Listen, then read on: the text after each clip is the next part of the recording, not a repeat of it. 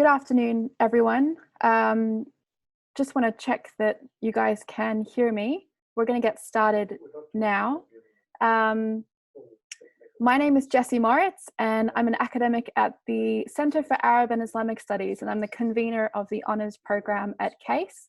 And I'm also a graduate of the ANU honours program a little while ago. So today, we have a range of speakers who are here to talk about their own experiences of the CAS honours year and to answer your questions. For your questions, please do use the chat function to submit them during the webinar, and we're going to do our best to answer as many of them as we can. Please also note that this webinar is being recorded. We'll distribute the link to the recording in the next couple of days. If you do submit a question that has been answered by one of the speakers before we get to the Q&A, we may not revisit that question if we've already kind of answered it, depending on time. For our webinar today, the format is going to be prepared statements from some of the panel members, and then we'll move on to the Q&A section in the second half of the webinar, and we'll hear from the whole panel during the Q&A section. So today we're going to be hearing from our panelists, besides myself, are Max Schumann-Morin, who's in his first semester of his honours year, which he's completing in SPEAR. Then we're going to hear from Cameron Langfield, who completed his honours in criminology at the end of 2019. I'm going to speak about my own experiences as a student a number of years ago, and that's going to be contrasted with my current role as an honours convener. And I'll talk about the type of students that we look for as a convener. And once we get to the Q&A session, I'll be joined again by Max and Cameron, and we'll also welcome Andrew Carfrae from the CAS Student Office if you have any sort of administrative and application questions, and Katie Sutton and Celine Inseoglu are joining us as two academic conveners from SLL, the School of Languages and Linguistics. So welcome everyone, and we're going to get started now. I'll kick us off with a little bit of background on how I found honours a couple of years ago and how I think it's really changed today and what I think it could offer to you guys. So I said that I'm not just the convener of the honours program at the Center for Arab and Islamic Studies, which is Middle East and Central Asian Studies, but I also myself graduated from honours at the ANU from SPEAR, the School of Politics and International Relations, a few years ago. And for me, honours, and I suspect for many of you, honours is really a logical answer to an increasingly competitive job market. So in the area that I really wanted to work when I was an undergrad student, I was looking for something in maybe international foreign affairs or a research job that would allow me to travel and be paid to travel and to learn more about the world while still contributing tangibly to policy or to international development. I knew that those types of careers were becoming increasingly competitive, and that a bachelor's degree by itself is not always enough in today's job market, and that an honours degree can not only open the door to further study, but also give you a leg up in the job market. So I think that's one consideration that I think many of you will have when considering an honours year. Today, as a convener and as a supervisor as well to some students, I see that part of our job is about mentoring you one-on-one on how to develop your research skills and how to also develop your career, whether you do plan to go into academia and research, or if you do want to go into a professional position in policy or in the private sector, or so many other places. In part, when you're doing honours, you're connecting with a community of other students who are going through the same things as you, as Max and Cameron will talk about. But you're also connecting with supervisors who've had students before you who've ended up in all kinds of different places, and you have access to that network through the honours pathway. And it is also a very specific pathway towards further research. If you are interested in that, it's really fundamentally about research honours. It's a good way to kind of test if you're really passionate about that type of work and contribute something truly original to global human knowledge. So for me, way back in the day, I got really interested in how oil and other types of natural resources might impact political systems. So I wrote a thesis all about how oil wealth creates challenges for political stability and democratization in Venezuela. For some of you, I know that this might be one of your first opportunities to conduct truly original research, and you're really writing something, ideally, that's never really fully been explored before, and certainly not in the way that you're going to explore it in your honours thesis. And you're not doing this by yourself, of course.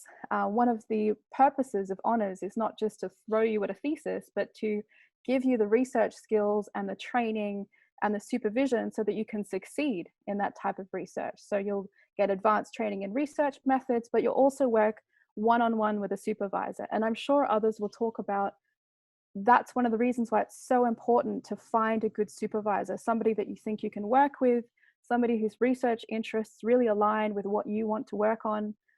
This is someone you'll be working with very closely through the year. They're kind of your mentor as well as your supervisor. The last thing I wanted to say about honours really is that this is a challenge. You know, we attract in honours some of the top students from the ANU, which is already one of the top universities in the world, and certainly one of the top universities in Australia. So this is a challenge to get in. It's competitive entry, but also it's a good way to push yourself to see if this is the type of to see can you complete it.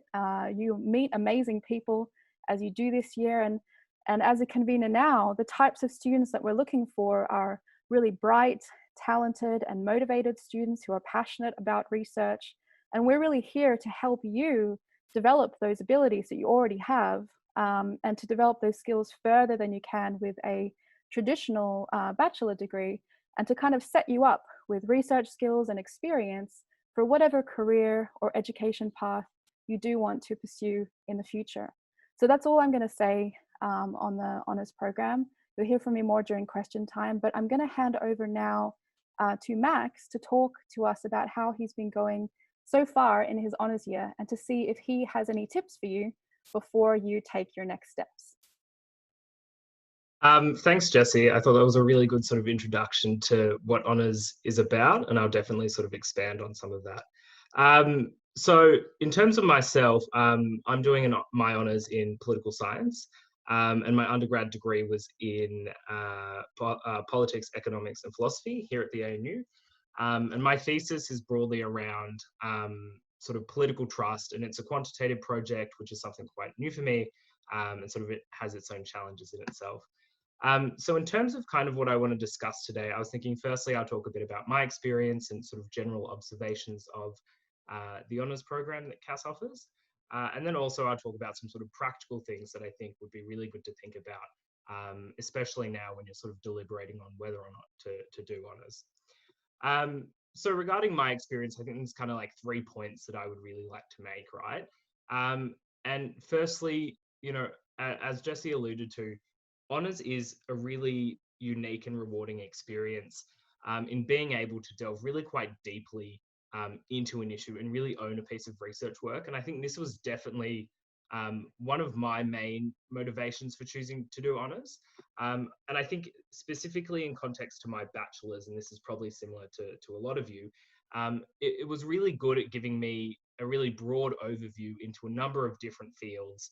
And I definitely gained, you know, some really good surface level insights. However, I didn't really come out of my undergrad feeling like I sort of knew a specific area quite well. And so my decision to do honours really partly reflected the desire to really come out of uni and be like, oh, I kind of know this area quite well.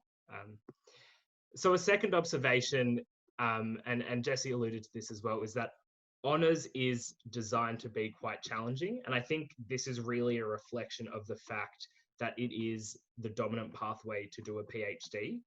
And I think on this, you kind of find that, you know, a lot of schools and faculties, they'll put up barriers in terms of you doing well in honours in the forms of just a lot of assessment, so that they can produce and get the best PhD students when your honours program is completed. So I think on this, I would say that deciding to do honours shouldn't be considered as a light decision, because you will have to work pretty hard. But in saying that, I also think it's like really quite empowering to be in an environment that is really challenging, but being able to sort of keep your head above water as well. So a third observation that I would make generally about my honours program is that I think it's about also partly making connections, learning how to make connections, but also how to communicate really effectively in sort of a more professional and academic environment. So something that I've done thus far throughout the semester, is not only lean on my supervisor for guidance throughout my project, but also sort of advice from a range of other academics at SPEAR. And I think the important thing to say here is that as an honours student, you're not just considered as a student, but also in some senses, part of the faculty, and almost like a PhD student in some senses. So I think this really gives you the opportunity to immerse yourself into the whole academic experience, and make some really meaningful connections with some pretty brilliant people. So, I mean, that's kind of my broad observations of honours, but in regarding some sort of practical advice that sort of I wish I had known, or I had known and it really helped me. I guess I would first like to premise, and Jessie alluded to this before, that honours isn't just about wanting to continue in academia. That's not what I intend to do. A lot of my mates, I think, who are doing honours don't intend to continue in academia. And on that, I think considering an honours degree for next year could serve you all well, considering the reality of the current crisis, and in the sense it'll be probably harder to find a job, in a post-COVID job market. And so I think an honours degree can really sort of set you apart and help you remain competitive. But beyond that sort of preamble, I think there's kind of 5 things that I would, practical things that I would suggest you sort of start thinking about. And firstly, I think this is pretty obvious, but start to think about a potential honours project. So at least for political science, but I'm sure this is relevant for a lot of other disciplines, right, is you should probably have a pretty good idea about what you'll be researching in around week 2 or 3 of semester 1. So sort of brainstorming it now and thinking about it over the summer will really help you to meet that deadline. And I mean, also choosing a topic is obviously hard, so I think it's best to start as early as possible. The second piece of sort of practical advice I would have, and something that I sort of did, and I'm really happy that I did it, was have a think about your current commitments, and how they may have to change during honours. Like, this is important because honours is often referred to as sort of being like a full-time job. And I think in some senses, right, it should probably be treated as one. And by that, I mean kind of 9 to 5, Monday to Friday. So if you are working a lot now, that will probably be hard to maintain in honours. So it will be good to sort of build in contingencies if you have to. And a personal example is that I was working, I think, 3 or 4 days a week last year when I was doing my undergrad, and made the commitment to, really just work 1 or 2 days a week this year. And I think that's, more than enough. The third piece of practical advice I would have, and I think this is incredibly important, and I was told this by an honours student who had just graduated when I was starting, and was really, I think, really lucky to hear this, but don't be too ambitious, and don't think that you'll change any disciplines. A part of honours, as Jessie alluded to, right, is obviously contributing to the literature in a minor way, building on the foundations set by previous academics. But the reality is that not many people will probably read your honours project, apart from your supervisor and, maybe your parents and your markers, and maybe some other academics if you're lucky.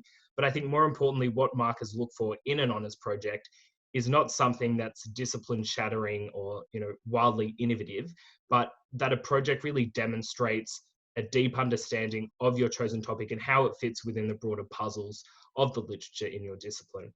So on that, I think a really important message to sort of take out of today is that a relatively simple topic and research question can really quickly become a lot more complex, especially when you sort of have to start actually doing it. And so doing the research and methodology and stuff.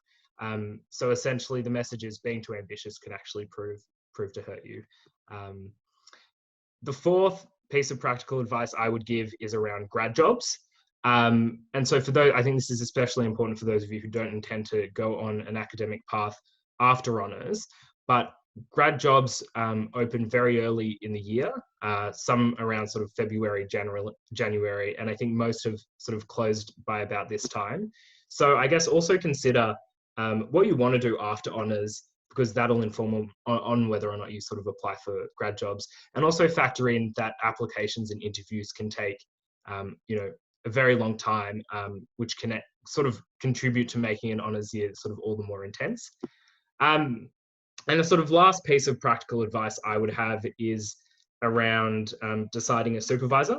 And I guess it was sort of, in terms of my own decision of a supervisor, I think there were sort of three main things that that really informed my decision.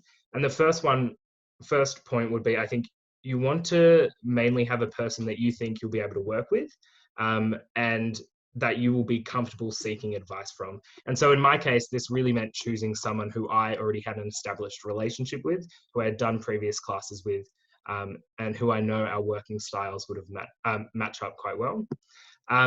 Secondly, I think you really want to pick a supervisor who you know will be able to dedicate time to you. And you want to gauge potential honours supervisors' styles and sort of how they align to what you're looking for.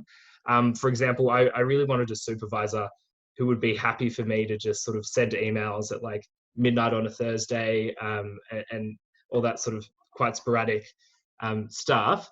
And so that really informed on my decision here as well.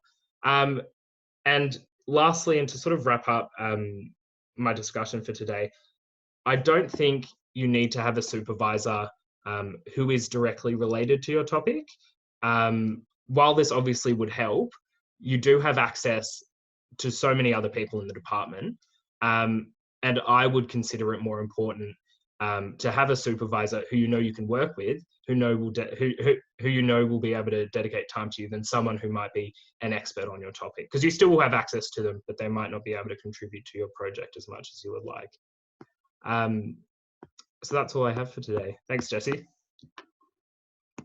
Thank you, Max. Thanks so much for sharing all your experiences. I wish you the best for the final months of your honours year. I'm sure it's going fantastically. Now we're going to hear from Cameron, who's already completed his honours year. And since graduating, Cameron, you've been working as a research assistant in CAS. Yeah, that's right. So first of all, I'd like to say hello to everyone that is watching this from wherever you are. I'm glad you could join, and thank you for inviting me. And yeah, you mentioned, Jessie, that I'm a research assistant. I wear many different hats within the CAS College. So I'm a research assistant to Jason Payne, who is an associate professor of criminology. He's also the deputy associate dean of education within CAS. And I'm also an academic tutor in Crim 1001, which is the Criminological Imaginations course. This is the second year that I've tutored for that course. And this year I've sort of taken on a lead tutor role and sort of designing the course again. So that's always a good thing. And I'm also, the third role, and before I move on, I'm also a senior student mentor within CAS, and I manage the My College initiative. Many of you may be familiar with the My College work. And I manage a small group of peer mentors, and we deliver academic advice or academic content, and also a number of drop-in sessions as well. So yeah, so I wear many different hats after leaving honours. I also was a tutor last year, like I said, as well as a research assistant during my honours. And I suppose I was motivated, much like Jessie and Max have alluded to, I was motivated by a desire to find out the unknown, and a desire to contribute something unique, and to contribute to a particular topic that I found interesting. So initially I came to the ANU to become a clinical psychologist. That was my aim in life. And then I came to the ANU, and my undergraduate degrees were obviously in criminology and psychology. And after studying, I think, a year of psychology, I did an entire semester of my criminology degree and fell in love. And I was like, nah, this is the area that I'm going into. And yeah, and that sort of was the catalyst for me to start thinking about honours through CAS. And much like Max has alluded to, I spent a great deal of time thinking about the topic that I would eventually want to write a 20,000 word thesis on it. And I also spent a lot of time thinking about my honours supervisor and who I want to have as a supervisor. And for me, it came down to two things. It came down to the experience and the academic record of the person, So were they widely cited? Had they published a lot of work in an area that I was interested in? And the last thing it came down to was the connection that I had with them. So obviously honours is an incredibly tense and stressful year. And so I needed someone, or you need someone, that understands those experiences, is able to guide you through them, but is also empathetic to any personal experiences that come up throughout the course of the year. And so I eventually settled in having Jason Payne as my honours supervisor. And we developed a very close working relationship, and we were able to co-author a couple of papers, obviously not published just yet, throughout my honours year. So I suppose with honours, for me, it started off well. I say that and it sounds like I'm going to say, but it went downhill, but it didn't.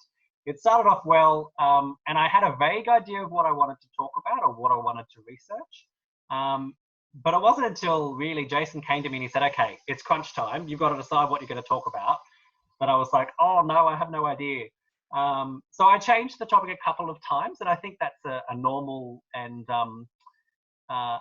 accepted part of honours, is that you start off with a grand idea and the supervisor goes, not happening, calm it down.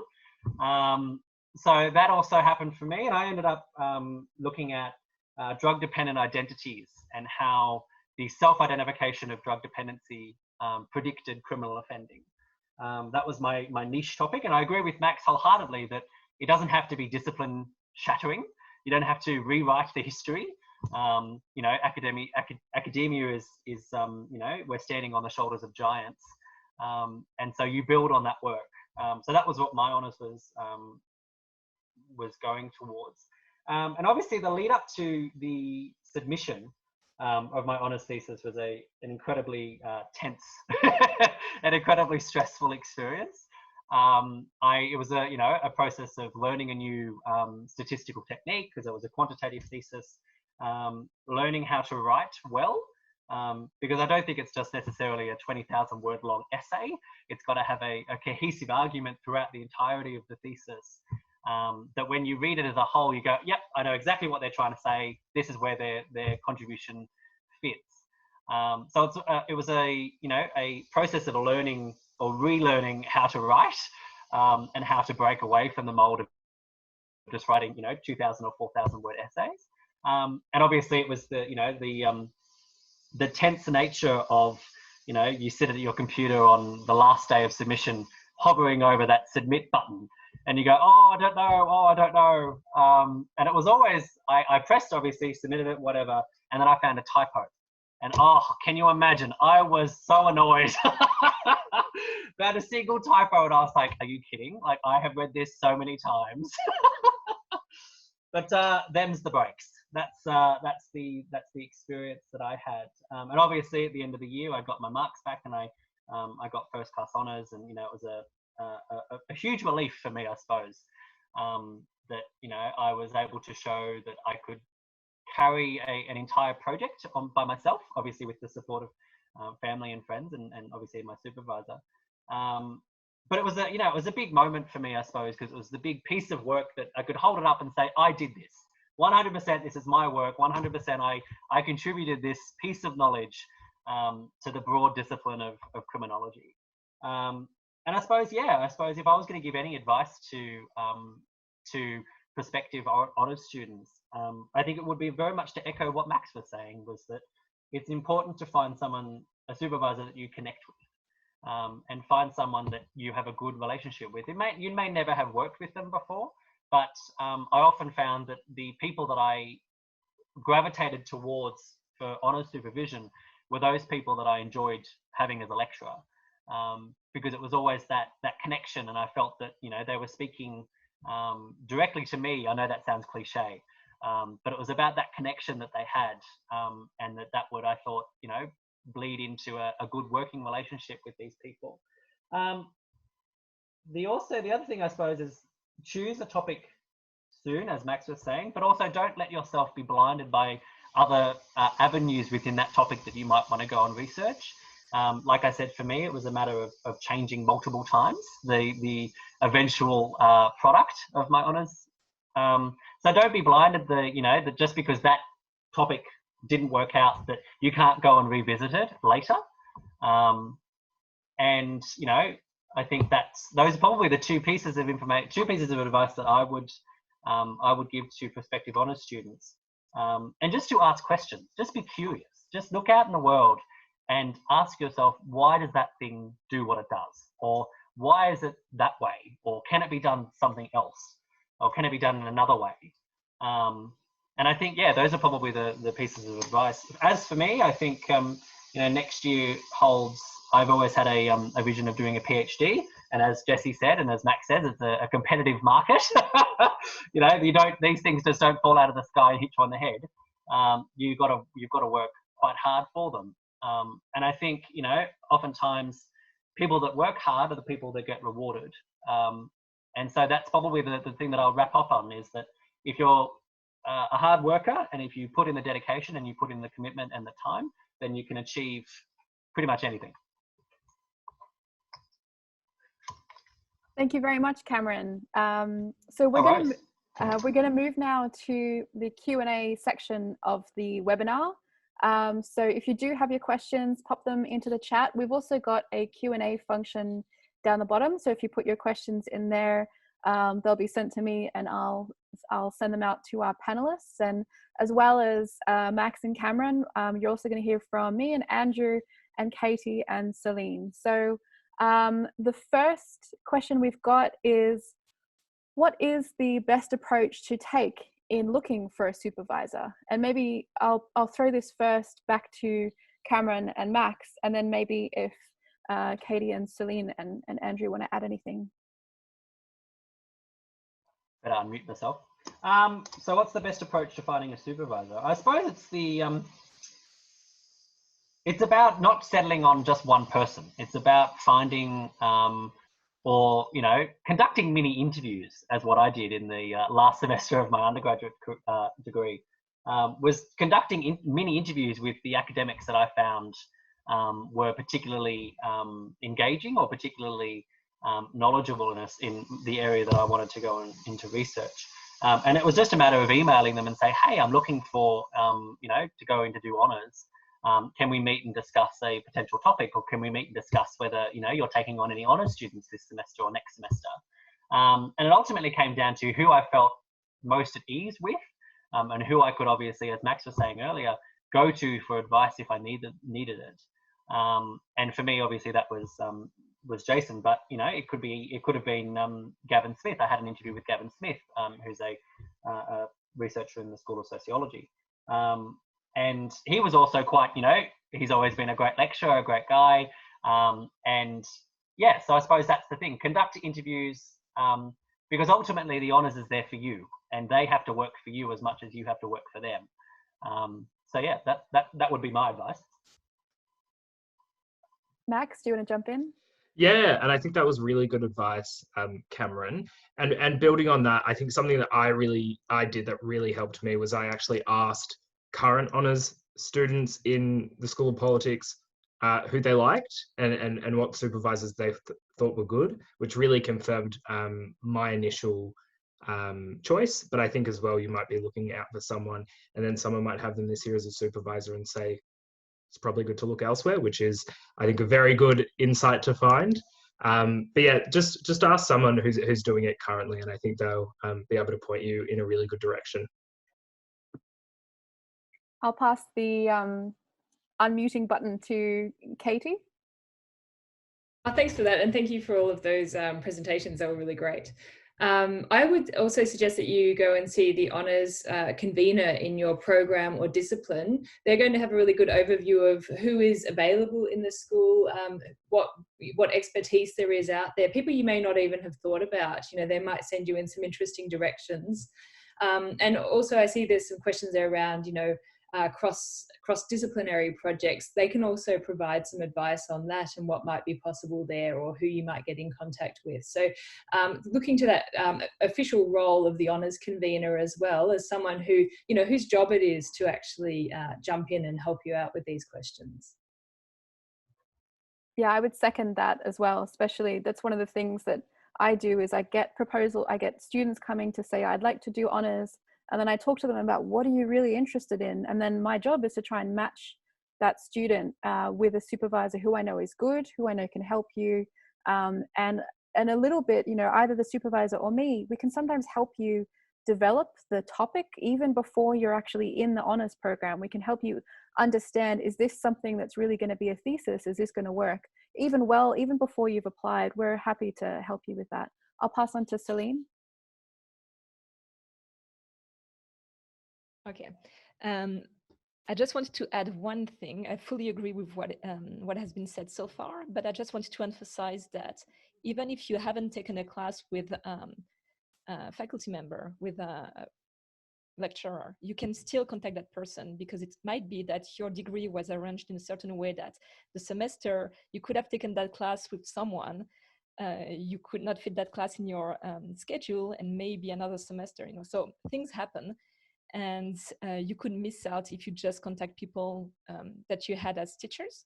So the ANU has the faculty profile, researcher profile online, and I would strongly recommend that you have a look at, you type, keywords, you can search through keywords, and then see maybe even outside of your school, there might be someone who works on the topic that you're interested in. So for instance, this semester, I have an honor student in linguistics, although I teach French, but I'm a linguist. And that person didn't know me before we met at an honors meeting once. And now he's doing his honors with me, although we didn't know each other before he did his honors, and everything is going well. We've actually got so many questions coming in that I'm just going to try and pass to one or two people for future questions. This one goes to Andrew. So what are the deadlines for semester 2 2020 and semester, these years can't be right, semester 2 2020 and semester 1, it must be 2021. The question said 2019, but I think we're past that point. Yeah, so even with COVID, thanks Jessie, and thanks for Cameron and Max, that was fabulous. Yeah, so the deadlines remain the same. They are strict deadlines. It's 31st of May for second semester entry and 31st of October for first semester entry. So yeah, so it's pretty much the year, a couple of weeks before for semester 2 and the year before for semester 1. This question comes from Nina. I think this should probably go to Cameron. I'm interested in being a research assistant next semester so I can prepare my key ideas for honours. I've engaged an academic who I can do this work under. However, how could this be formalised or paid? So maybe you can talk about how you got into research assistant work. Yeah, great question, Nina. And thank you again. For me, it was a matter of expressing interest, and I think the fact that you're asking that question, it means that you have expressed interest. So for me, it was a matter of expressing interest and talking to Jason, who was my honours supervisor and eventual boss. It was sort of a two-way relationship there. And it was a matter of making a couple of inquiries within colleges. I obviously don't want to speak on behalf of other colleges about how they will pay people, but it was a matter of making a couple of inquiries, and it was a matter of Jason lodging an application with the Human Resources Department within CAS, and then they obviously contacted me to get all the required documentation that they needed to formalise a contract, and then the contract was eventually sent. I signed it, etc., and so forth. And then, yeah, it did take a little bit of time to formalise, to get actual, get cracking. But yeah, if it should be a matter of speaking to the academic that you've engaged and getting them to make a couple of inquiries within their local HR office.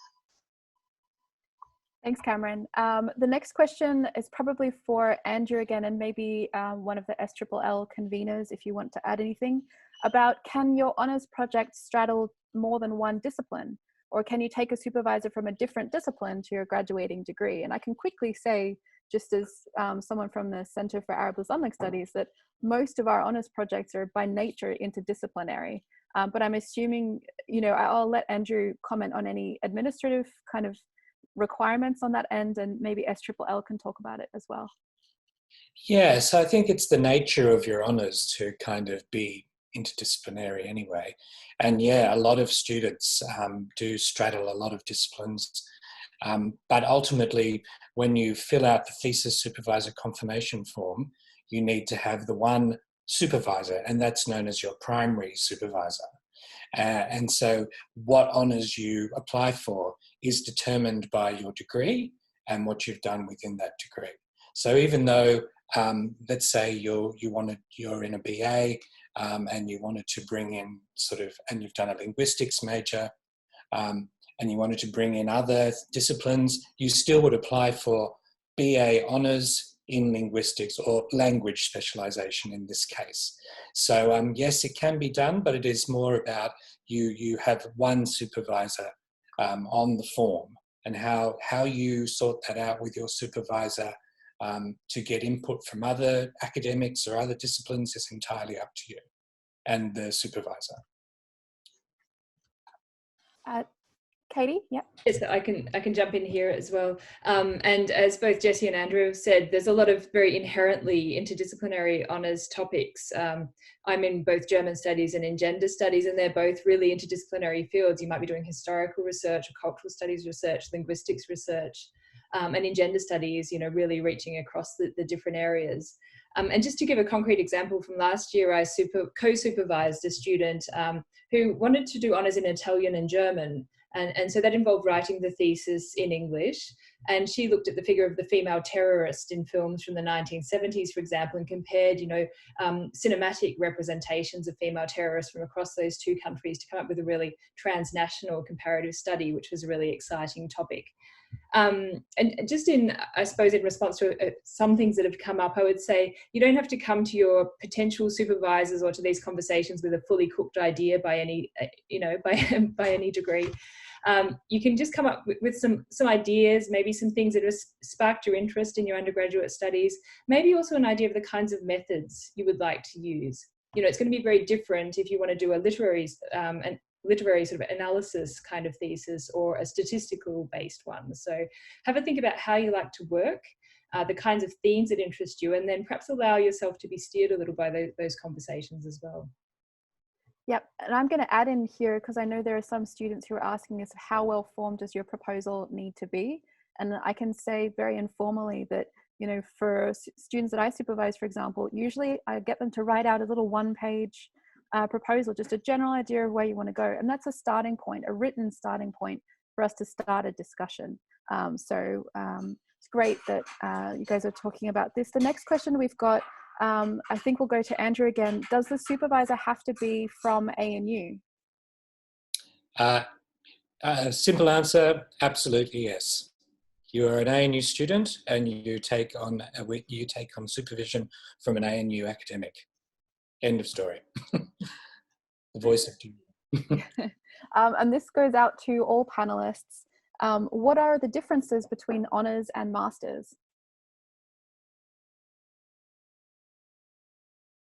So just speaking from my own personal experience, I did my master's with a thesis, and it is the same, what they call as an AQF level, which is the Australian Qualifications Foundation, I think it is. So it means that a master's thesis and an honours thesis are considered to be at the same academic qualification level. However, with a master's, you get to do a lot of coursework. Now, I was totally keen on doing coursework because I was super into the topic and I wanted to know more and more and more. And it turned out that my discipline didn't have an honours year anyway, so I had to do the master's. But if you just want to do more of the thesis, then the honours is actually a very, very good way of just getting into it. You still have to do coursework that will inform your thesis, but I think that if you've got the time and you want to put in a little bit more effort into coursework, then I think the master's is a better choice for you. It was for me, so yeah. I think that flows on really well to the next question, which is, will I have to do coursework or just a thesis? And my understanding is coursework is required for all different honours degrees, but maybe I can get maybe 2 or 3 of the panelists to talk about how the coursework differs between different schools. So for us, for example, the types of courses that you'll be taking is really detailed knowledge about the Middle East and Central Asian regions, as well as research training, like, you know, if there's any statistical programs that you need to be able to learn so that you can do your thesis research, if you need to understand some key theories, if you've got any kind of gaps in your knowledge, we try and use the coursework to help you with the thesis. That's the idea behind it. But I'll pass over maybe first to Katie or Celine, and then to Max or Cameron to talk about your own experience with coursework. So in SLLL, because I can only speak for SLLL, we have students have to take 4 courses, and we have 2 of those courses that are methodology courses. So for instance, if you do a quantitative type of study that involves statistics, we have a course where you will learn how to use statistics. And then the 2 other courses are thematics courses, and are usually the advanced level language courses that we have. There's one more thing that you can do. If there's really one class that is really, really important for your research, you can see if you can take it as 12 credits instead of 6 credits. So at the end, you can still take enough credits, but then you would have 3 courses instead of 4. But at the end, you do have to have those 24 units of coursework. Could I just jump in here? That's absolutely right. So each discipline, some people do, say, history, they have 12 units coursework in the first semester, 12 units in second semester, and that's their own thing. They run their own methods course within that, etc. Some other disciplines, they allow you to take courses that count toward just a general, if you need a little, if there are gaps in your knowledge. But at the end of the day, it is still 24 units coursework, 24 units thesis. The only discipline that I know that you can have a little bit of leeway in that is for the Asia Pacific Studies specialization. You can do a bigger thesis component in that, but everyone else, it's the same across the board. How it's divvied up is you can find that on programs and courses under the specialization. I'm going to throw very quickly to Max to talk about your current coursework, because that's where you are now. And then I'm going to start throwing questions even faster at the panel, because we really do have a lot coming in. Yeah, awesome. Thanks, Jessie. And I think the first thing I would say, which I'm not sure has been mentioned, even though it's a bit obvious, is coursework does count to your overall thesis mark. So it's important to not ignore it. But in terms of my own experience, so at the moment I'm doing all my 24 units of coursework in the first semester. And in PulseSci, you have a choice to do it over the whole year. But it's generally recommended that you do it all in first semester, and then you have the whole of second semester to do your thesis writing. And on that, I think a lot of the coursework, at least in PulseSci, and I'm sure in other disciplines, are really quite geared towards your research. So a lot of the assignments we have, you know, can directly feed into our thesis. So it makes sense to do it earlier in the year than later in the year. And I think that's, yeah, basically my experience with coursework. I would say that in some other fields, we would recommend more of an even distribution of coursework. So certainly doing that methodology in the first semester, that's when that totally makes sense. And as Celine said, that's 0.5 of the overall coursework. But how those more in-depth content subjects might be arranged, that probably depends on what's being offered in each semester as well. So we may have students doing 3 subjects in coursework subjects in first semester and 1 in second, occasionally 4 in first semester, but then you're really not getting started on the honours thesis, or you don't have as much supervision. So I think there's a lot to be said for spacing the thesis out over the year as well. It's just that there's different models out there that can work really well. So yeah, just an alternative to what you said, Max.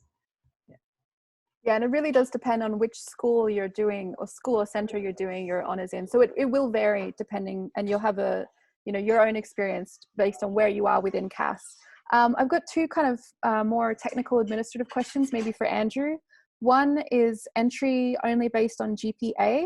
And then secondly, I'm concerned about funding. Are there scholarships? So yes, GPA, newsflash, hasn't got any bearing on whether you get in or not. It is all about a 70% average in the top 36 units of marks within either list courses, or it could be some of the compulsory courses, and can also be just in the major courses. So sometimes that can be change. Again, it is really important to look at programs and courses, look at your degree, what degree you're doing, and then find the honours that's attached to that degree on programs and courses, and you'll be able to see the entry requirements there. But GPA at this point in time has no bearing on whether you can get in or not, which is a relief for some students.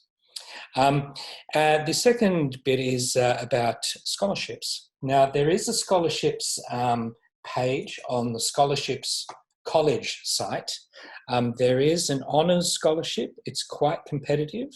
I think it's about $5,000 if I remember, and it is called the ANU College of Arts and Social Sciences Honours Scholarship. So if you go to Google and put in ANU CAS scholarships, it should come up. It's cas.anu.edu.au/study scholarships college. But you can do that on Google. Just put in college, CAS ANU scholarships, and it will come up. Next question is to the supervisors on the panel, so Celine and Katie and myself. If I'm the first student being supervised by my supervisor, what support does the supervisor get from the university? I'll maybe hand to you guys first, and then I might comment as well.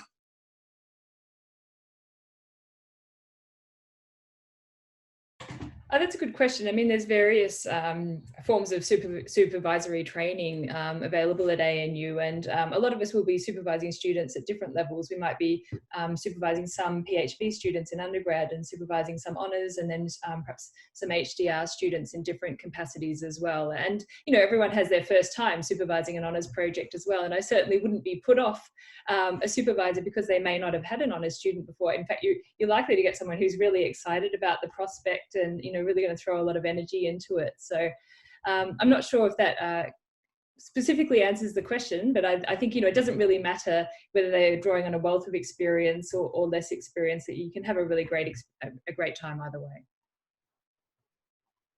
So Lynn, I'm not sure if you want to add to that. I just want to agree fully with Katie.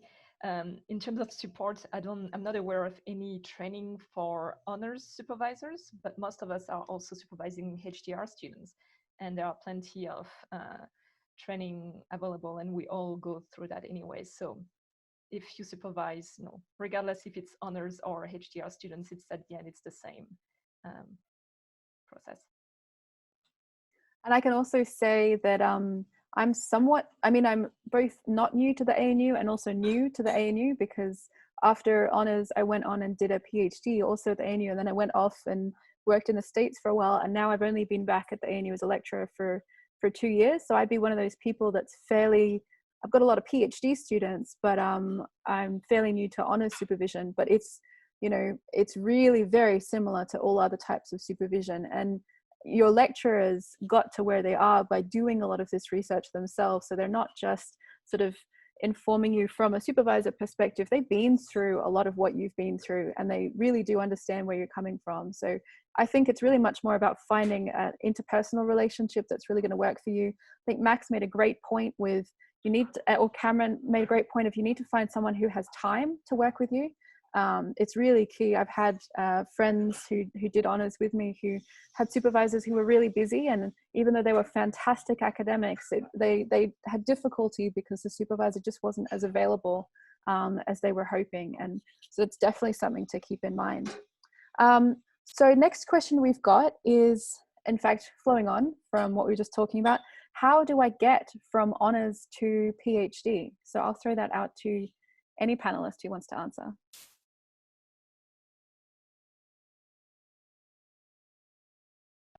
Well, just a brief answer. I mean, honors is a very direct pathway to the PhD, and certainly you might use the honors year to explore a topic that you then, I mean, hopefully it will open up ideas for further study as well. And you might think, oh, well, I'd really like to explore this aspect, or this is a whole body of literature that really sparked my interest.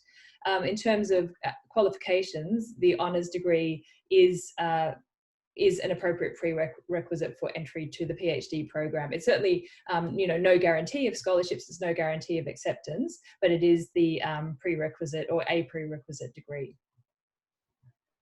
And I just wanted to add, as a former HDR convener for languages and linguistics, when we review scholarships in the college, we do look also at publications because scholarships are quite competitive. So if you can also, it's not mandatory, but to be really at the top of the list, if you can publish your honors thesis somehow, you get more points for scholarships. Yeah, and building on what Celine said, at least in politics, if you do want to get a PhD scholarship, it is expected that you get H1s, so a high distinction, and I think that's probably pretty common across the board. Yeah, it's pretty tough, I would say, if you're talking about even upper second class honors, it's quite competitive these days. So that's what we'd be looking for. And the main thing is the whole purpose of honors it is a pathway to PhD. So you can actually, for example, my honors thesis topic actually ended up being theoretically similar to my initial PhD topic. So I went straight from honors at ANU to PhD at ANU. And in fact, I didn't plan on it. I was actually looking at PhD programs all around the world. I knew that I wanted to do further study. And I was applying to different places and trying to decide. But what really kept me at the ANU was that there was a supervisor who was actually in the Center for Arab Islamic Studies that I really wanted to work with. He was an up-and-coming scholar. Everybody was citing his papers. I'd had him as a lecturer, as Cameron and Max were saying. He really got me, he's the one who got me interested in this topic to start with. And he was here, and the ANU gave me a scholarship because the H1, it's a really good pathway. It helps you enormously with getting a scholarship, even though Katie and Selena are right, it's not guaranteed. So I'll move on to the next question, which is, what are the differences in terms of the honors pathway and the honors experience for PhD students?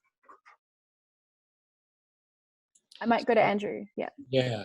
So, okay, so if you're a PhD student, there is it's part of your program. The honours is built into your program. So you have the 3-year program, that's the normal program, and then you have an inbuilt honours program.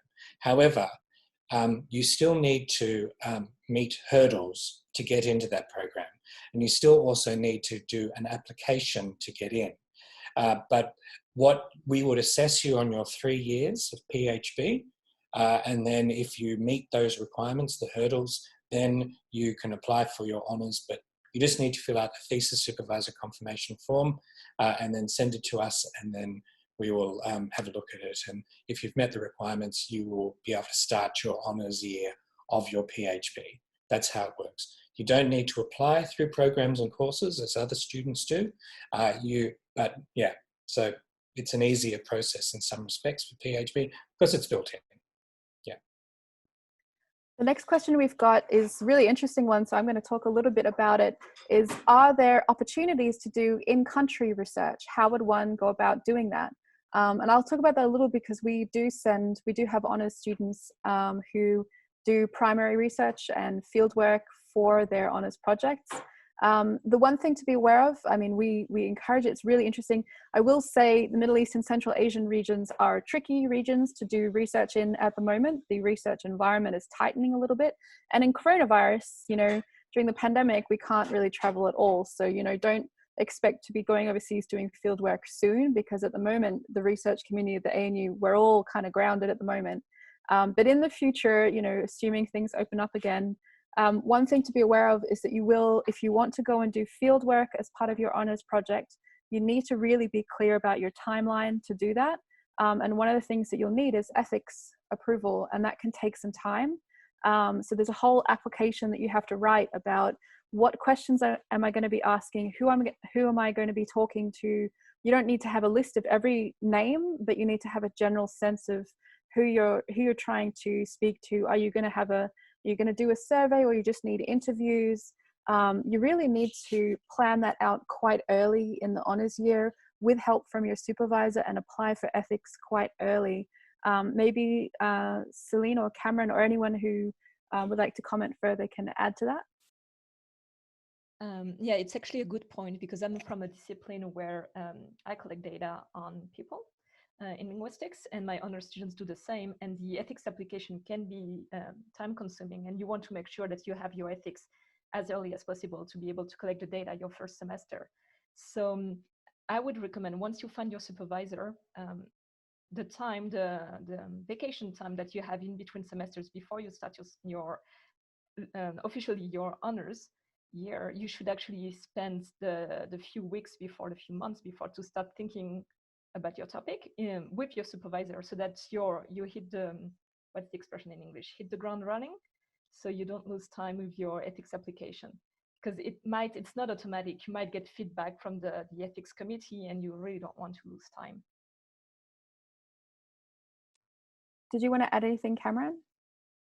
The only thing I want to add is just to reiterate all those points, is that ethics applications do take time. I was lucky in the sense that my honours thesis was a secondary data analysis, so I didn't have to do any primary data collection. So the ethics application for me was a little bit less strenuous, I suppose is the word you would use, but it still did take quite a lot of time, because you have to think about you know, the unintended consequences of doing all of your research, and if you're particularly doing primary research, it can be quite difficult and quite time consuming. But yeah, so start early and hit the ground running, as Celine said. Absolutely.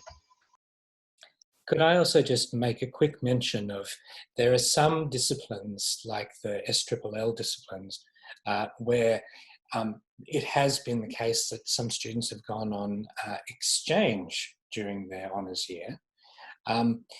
It can be done, but it is super difficult to do.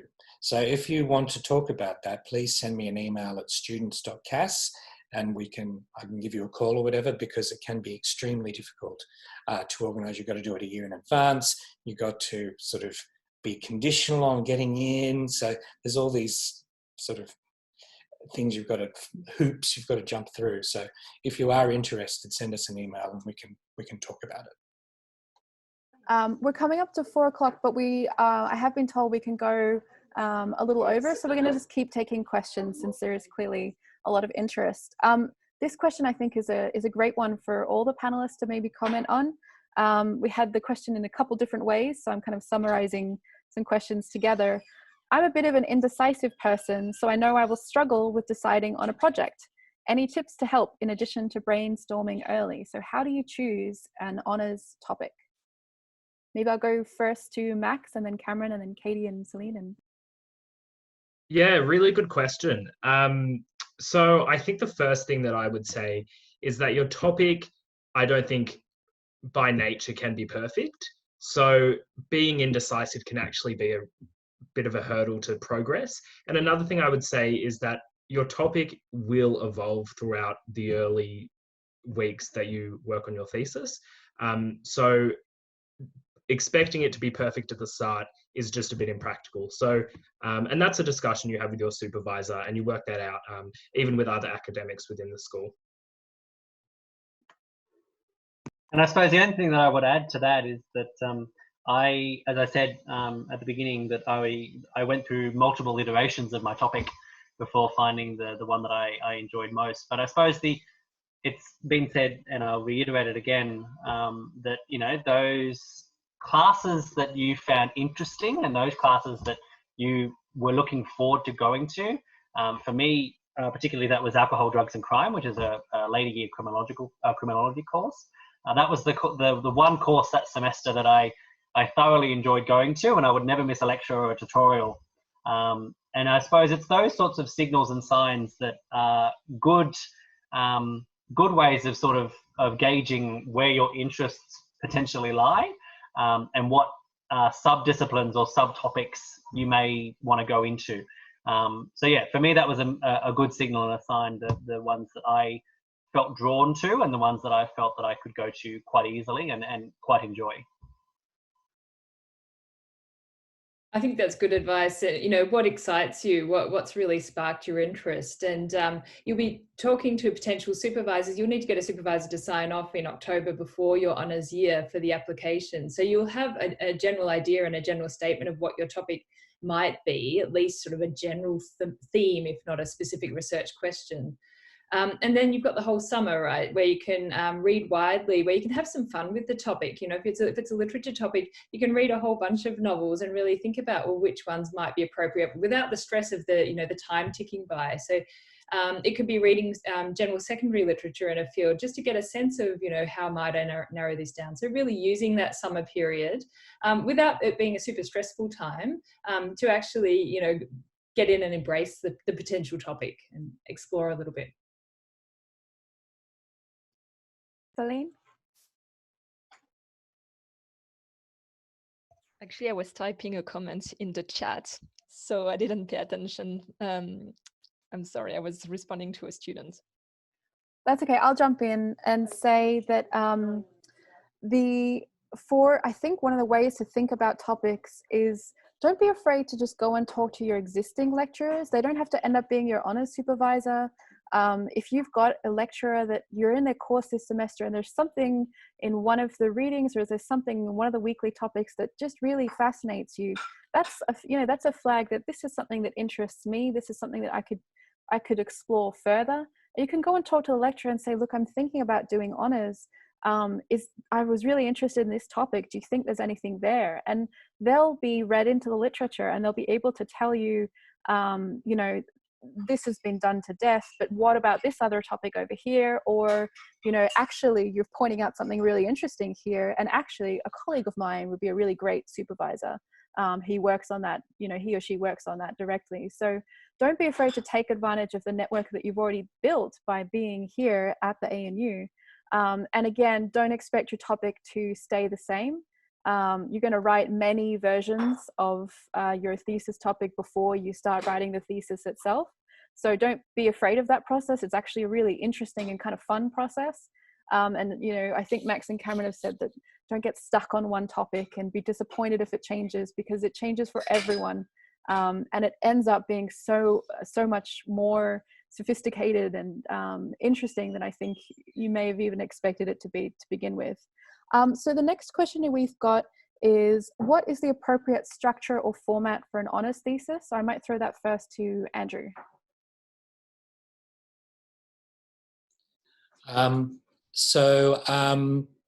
I think this is more a sort of an academic question.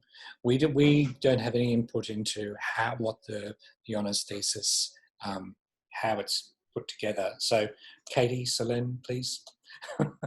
Maybe Cameron, you'd like to say something? I've got to go as well. So yeah. We've just got one question after this one as well, by the way. So we're almost at the final question. Cameron? Yeah, I suppose my every discipline is going to be different. So anything that I say pertains to criminology more specifically than CAS courses more generally. But for me, it was the structure of a thesis was really very much like it's important, I suppose, or useful to think about the thesis as an extended essay, although it's a little bit more technical and a little bit more advanced than an extended. I've just seen that it was about the thesis proposal, not the thesis. So the thesis proposal, it is essentially a Word document, at least in my view, that outlines the state of the literature in a concise and consolidated way, which then leads into where your specific topic contributes to the thesis. Contributes to the literature. And then I suppose it comes down to the last section is, you know, why is this important? Why are we bothering to look at it? Why is this just why is it not just an overdone topic? And why do we care about it? I suppose is how the thesis proposal in my mind would work. Sorry, so yes, I misunderstood. So with the thesis supervisor confirmation form, we don't need the thesis proposal on there. We just need the one-liner. Some super keen students give us copious amounts of Word docs and God knows what else, but all we need is the one-liner. How your supervisor and your convener may say, I want a literature review, I want this, that, the other. Great, that's for you to determine with them. For administrative purposes, for entry, We just need to know it's hats of the Middle Ages, and that's all we need to know, for example. Just pricey. And I'll quickly add on to that with the proposal itself. Usually if I'm looking at potential students, for example, I really will ask them to stick to one page, because I'll tend to find if I ask, write me 20 pages, it will go on and they won't have a well-developed idea of the topic yet. So short, sweet, direct, you want to establish, as Cameron said, you want to establish, what am I looking at? Why is this necessary? What am I going to do with my time? And, you know, kill a final sentence, and that's your proposal. If you're really curious about doing that, especially if you happen to possibly be doing it in sort of Middle East and Central Asian studies, drop me a line after the seminar, and I've got a little kind of how-to sort of basic idea of what to do in a proposal that might be helpful for you. All right, final question.